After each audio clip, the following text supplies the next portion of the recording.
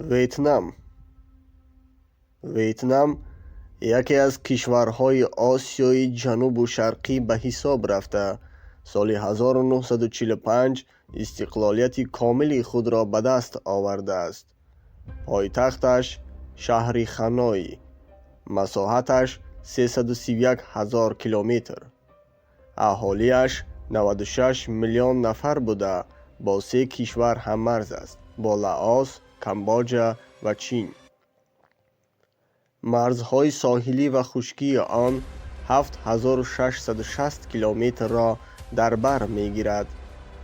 این کشور از 58 ولایت عبارت است.